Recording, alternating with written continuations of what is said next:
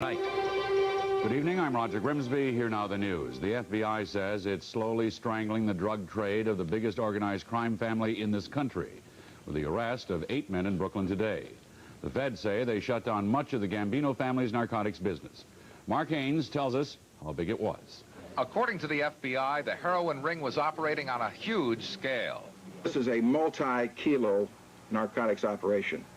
You could conservatively say dealing in millions of dollars. A year? Yes. NYPD Lieutenant Remo Franceschini has investigated organized crime for 20 years.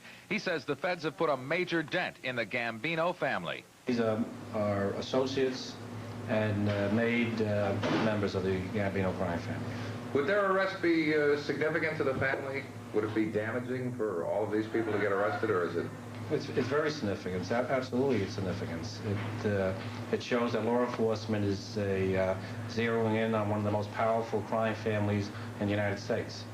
Among the 8 arrested today, Angelo Ruggerio, allegedly the mastermind of the heroin ring. Gene Gotti, Ruggerio's right-hand man. John Carneglia, another major figure in the ring. And Salvatore Scala, a reputed soldier in the Gambino family. The FBI gathered most of its evidence against the ring by 2 methods. First, they had an informant who penetrated the ring. And second, they planted bugs in this house in Cedarhurst. On May 17, 1982, Angelo Ruggerio met with some people at this house and then met with Confederate Gene Gotti. The FBI wiretap log shows Gotti asked Ruggerio, "You sure those people weren't wired up?" Ruggerio replied, "They were wired up. They gonna get their heads cut off." In fact, there were wires, there was electronic surveillance, but Ruggerio and his cronies suspected the wrong people. The FBI is still looking for 5 more people, including Edward Lino and William Sestaro. The feds suspect they will continue to operate. I think they're going to maintain a little lower profile in the immediate future, but I think they'll continue.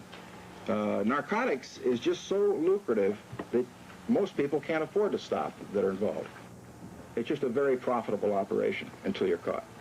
4 or 5 years ago, New York and federal law enforcement officials launched a determined effort to infiltrate organized crime and bring it down. Today, those efforts are finally bearing fruit. And both New York and federal authorities say this morning's arrests are just the beginning. Mark Haynes, Channel 7.